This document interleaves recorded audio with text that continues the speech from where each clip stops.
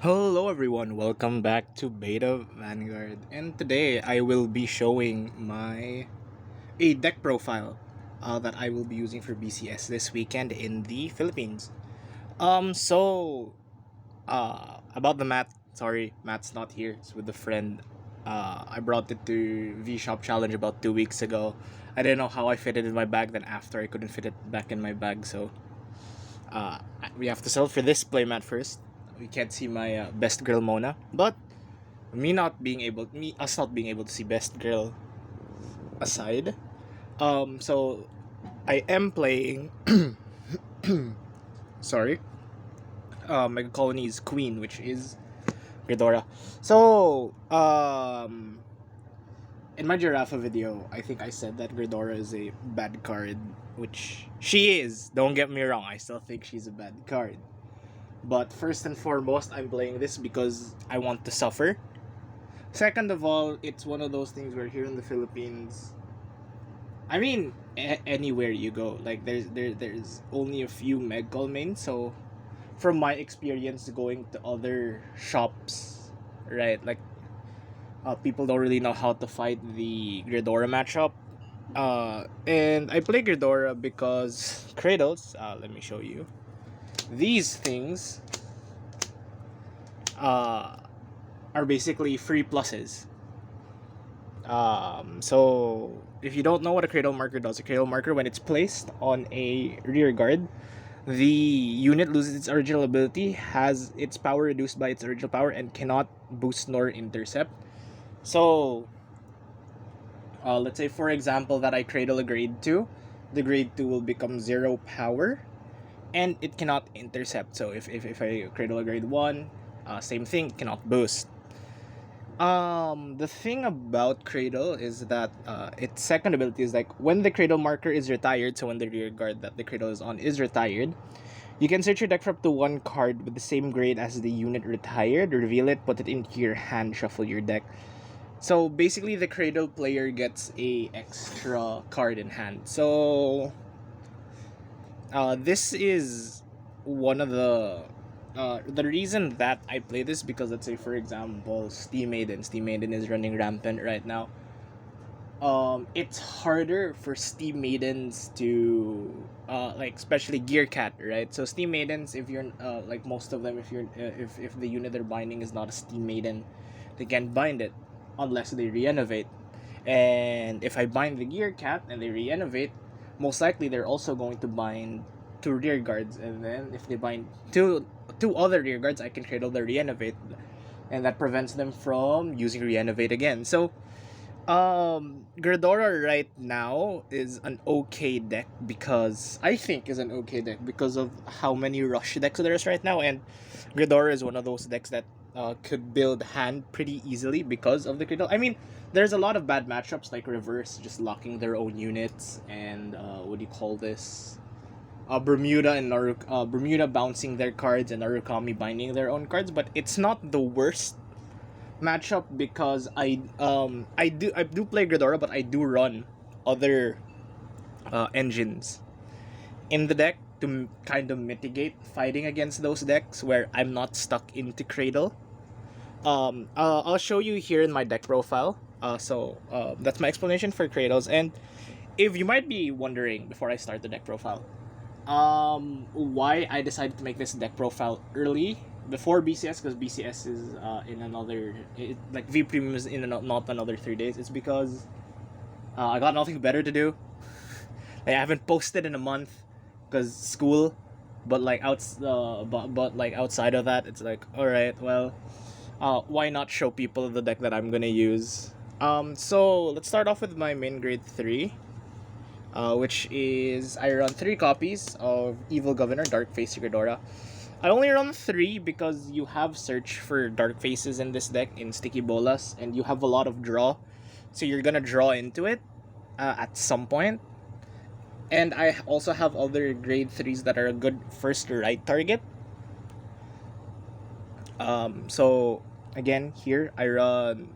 So Gredora's skill counterblast one, choose up to 2 of your opponent's rear guards, and they get cradled without any cradle markers, and you cradle them. So basically, it's a cradle 2, CB1 to cradle 2. Um, Then next is when it attacks, retire one of my rear guards. Search your deck for up to one grade 3, call to rear guard, shuffle your deck, and the called unit and gredora both get plus 10k. So it's a multi-attack deck.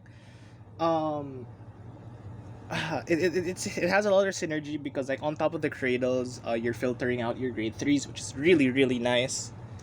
And again with the cradles stop a lot of big attackers in the meta right now. And on top of that, playing this deck is a win-win scenario because I still kind of think gredora is the worst deck in the format. So if I win, I can just say, "Ha, you lost to the worst deck in the format." If I lose, well, I'm playing the worst deck in the format. So it's a win-win scenario for me. So I run 3 gredora. Then next, I run 2 copies of Evil Armor General. Oops, it's for late. 2 copies of Evil Armor General Giraffe. Alright. So I run this because you need an alternative ride. Gredora isn't enough, and the deck eats a lot of soul, and staying on Giraffe for 1-2 turns can give you the soul that you'll be missing. So riding into him isn't the worst. His skill is Counterblast 1, when it attacks a Vanguard, Counterblast 1, put a rear guard into your soul. Your opponent chooses 2 cards from their hand, calls it to rear guard as rest, and those units cannot stand during stand phase. Your opponent's auto abilities do not activate, so it's a -2 for your opponent. Then its second skill is during your turn, this unit gets plus 5k for each of card in soul with Giraffe and their different card names. If there are 2 or more, your opponent's Vanguard is grade 3 or greater, it gets crit. Yeah, as I said, crit pressure if your opponent's at grade 3, so it's one of the better cards in the deck. And also, it's not a bad first ride. If your opponent denies you a field, you can just first ride this. Next, I run 2 copies of Strong Toxic Mutant, Helldemise. Helldemise is the most free stand in the deck. I think 2 is enough because you have high class Moth in the deck to recycle it. So I don't think, and I think 3 is a little too clunky. So basically it's skilled when placed, choose one of your opponent's rear guards and rest it, and stand one of your rear guards. Then all of your opponent's rear guards in the back row of the same column as this unit cannot stand during their stand phase. So it's basically goodbye to a booster. That's really it. It's really here just for the first skill, the restand skill that it gives. So next for grade 3s, I run 1 of Intrude Scissors. Intrude Scissors is the... I only run 1 because in this deck you would want to like swing twice with your Sticky Bolas or swing twice with your Elite More. So, and it also eats soul. This deck is very soul heavy, surprisingly. So I think the 1 of Intrude is fine. You don't need any more, but you can run more, right? So that's really it. So next, I run 1 of Intimidating Mutant Darkface. So Intimidating Mutant Darkface, his skill is when placed, discard a card from hand, you get the Cradle 1. Then when it attacks, Counterblast 1, choose one of your opponent's rear guards without a Cradle marker, cradle it. With a Cradle marker, retire it and get plus 5k for every Cradle, for every grade of the unit retired. So this deck is just for those matchups like Bermuda, Pale Moon, what else? Bermuda, Pale Moon, Narukami, where they and Grand Blue, where they can remove their own field. Like he's just there for those matchups, so I can plus off of the Cradle right away. So I only run 1 because you can call it out of gredora. And on top of that, you have Sticky Bolas to check top 6. I mean, you're not gonna hit it. Like, it's less likely to hit, but, like, it's better to run 1 of him than none of him. Next, I run 1 copy of Gunning Kolyo. This isn't a Beta Vanguard deck list without Gunning Kolyo. Gunning Kolyo is my avatar. I run 1. He's a very good finisher. His skill, 1 place. This unit gets plus 5k and 1 drive. And until end of the turn, until end of turn, then put the top card of your opponent's deck into their drop zone, and if it's a great irrigator, he gets another plus 10k and plus another drive. So he's a potential quad drive, triple drive, quad drive. Then his second skill, act once per turn, so that's a grade 3. Put the top card of your opponent's deck into their damage zone. Your opponent cannot call cards with the same grade from his or her hand until end of turn. Guard Restrict. If you mill a grade 0 when your opponent's at 5 damage, they're kind of screwed. That's why you still run 1 of him. Next, for grade 2s, we're gonna start with my grade 2s because I run really weird grade 2s. I run 1, 2, 3, 4 copies of Sticky Bolas. Sticky Bolas is the MVP for the Cradle deck. Her skill, when placed, counterblast 1, look at top 6 cards of your deck, reveal up to a total of 2 cards with Dark Face in their different card names and add them to hand. It's a +2 for a CB1. It's a potential +2 for a CB1, which is great. I mean, you're not gonna hit the Intimidating Mutant because I only run 1, but like, if I do hit the Gredora and an Intimidating Mutant, that's very Gucci. Then it second skill, when it attacks, Soul Blast 1, and this unit gets +6k for each of your opponent's rear guards with a Cradle. If it reaches 20k or more, you get to draw 1. Fun fact: boost is added to the power because you boost before you use the skill. So if you boost and then your opponent has 2 Cradle, that's plus it becomes 21, because 29, which is a magic number, it becomes a 2-card guard. And what do you call this? And unlike Elite Mutant is one of the other cards I run in this deck. Unlike Elite Mutant, the draw isn't once per turn, and it isn't relying on your opponent having rested a set amount of rested units. So Sticky Bolas in the Gredora, in the sense of Gredora, is better than Elite. So that's why I run 4. Next, I run 3 copies of Elite. Elite is here because it's if you don't have your Sticky Bolases, this is a good alternative call. And on top of that, the second skill, where your opponent is not allowed to like switch positions in the same column, stops a lot of decks that can switch positions. And on top of that, in the Malkuth matchup, the whole column can't intercept, and then you just cradle another column, so that shuts down their defenses a little. His first skill is Counterblast 1 when it attack. When this unit attacks, Counterblast 1 gets +5k for each of your opponent's rested rear guards.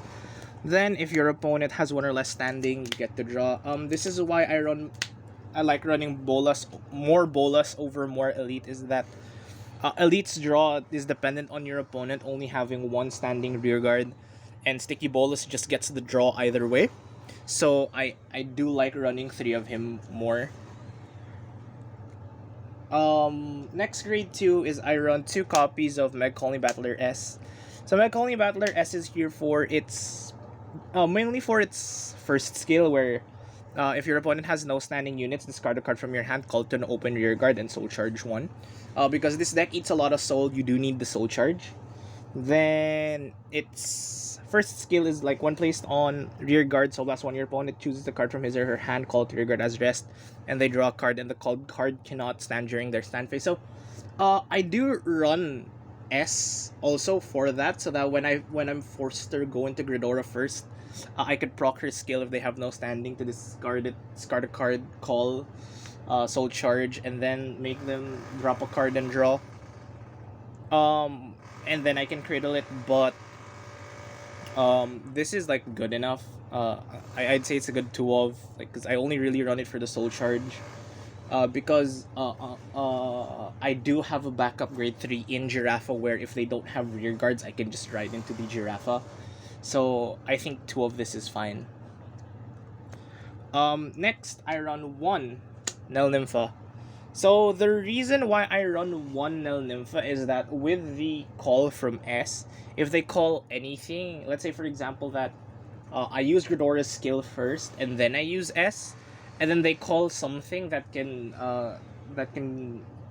like let's say for example like in like what do you call this, Pale Moon, they call Periton for Harry. Yeah, if they call Periton, Shrubs tells us also I have a small window to cradle the Periton if they don't use it right away, right? So that's why I only run 1. And like you could run this, you could run Stomping Red over this, but I don't really like Stomping Red because Stomping Red is an on-place cradle, while this one is more flexible, wherein I can cradle after an S, I can cradle it. So that's why I like the 1 Nel Nympha more. Then I'll go into my grade 1s. My grade 1 lineup is also pretty weird. I run High Class Moth. We all know what High Class Moth does. Deck Soul regarded as a grade 3, then rest, put a normal unit from the bottom of your deck, choose one, countercharge 1, then choose one of my opponent's rear guards. Get Intercept, Countercharger. Nothing really more to explain. If you first tried it, then you have Gunning Kolio in hand, you can first try Gunning Kolio, but outside of that, it's really just the Countercharger. Next, I run 3 Pupa Mutant Giraffa. Alright, so I run 3 Pupa Mutant Giraffa for its filter. Right, when I ride it, I can discard a normal unit from my hand, search my deck for up to 1 card with Giraffa and its card name with the same grade as the discarded card, and add it to hand. So, if I really have to go Giraffa first, I could still look for the ride chain, so I can get the plus 10k on the first ride, and if I'm going second, I do get the crit.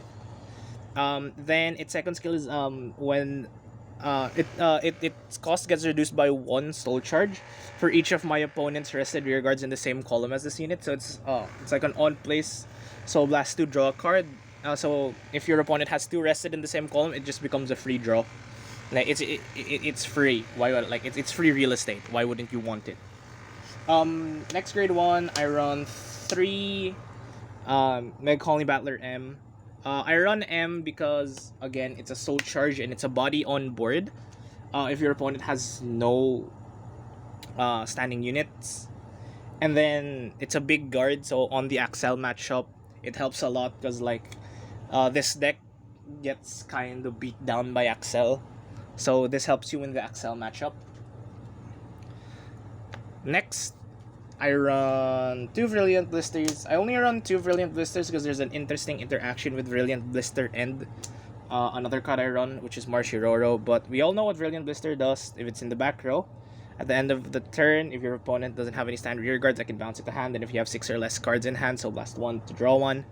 Then, when it's placed on Guardian, if your opponent's Vanguard is rested, so blast 1, discard a card from hand, choose one of your opponent's rear guards rested, and that unit cannot stand till end of turn. So pretty defensive. And the interaction that I am talking about is with my last grade 1, which is Marshiroro.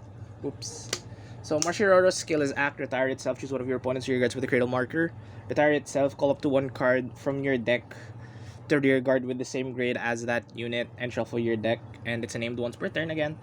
And Marshiroro helps in the sense that you pop it, you grab a Brilliant Blister, call it, then you can grab an M and add it to hand. So that's 2 defensive cards. Then if your opponent doesn't have any standing rear guards, Brilliant Blister bounces. So that's the reason why I run. That's the reason why I run Marshiroro, because it really just pops a cradle at any time. So when you really need to build a board, Marshiroro can help. Then for my grade 0s, my triggers, I run Dorcas as my starter. Then I run 6 draws. This deck is a piece reliant deck, so you need your pieces as soon as possible. So that's why I run 6 draws. You could cut it down to run more crits. I'd recommend cutting 5 draws for more crits. Yeah, 5 draws for more crits. If that's what you want to do, or you can just go with the 12 crit variant. But even if the deck pluses a lot, I still think the draw triggers are important, because the defensive draw is very annoying for your opponent. Even if you can generate the protect, there are a lot of decks that you just rather PG a lot of their attacks, like Luward. So I think the draw sentinels are still needed, and you don't reride as much in this deck, so you don't generate as much protects. Not really generate as much that little protects, but at the same time, you really need the cards in hand, because you need to draw into your sticky boluses as your attackers, even with the cradle, because sometimes they won't just pop the grade 2. Next I run 6 crits. Pretty standard, try to kill your opponent. 6 crits, really nothing to explain there. Then lastly, I run a 2-2 split of the 15k heals and the 20k heals. Good for early game, good for late game. That's all I can say. That's really it. There's really nothing more to it than that. So that's it for my Gredora deck profile. I hope you like it. I will do the next video I'm gonna do is probably going to discuss my BCS experience, like the decks I fought. And aside from that, probably I'm gonna work on my Venom Stinger list, and I'm also going to fix my Giraffe list because I have been testing a new list with Giraffe and I kind of feel confident with the new list, so I'm gonna throw that out in about a week or so. I don't know, depends. But yeah, thanks for watching. Hope to see you again. Hope to see you. Like and subscribe if you like the video. I'll see you next time.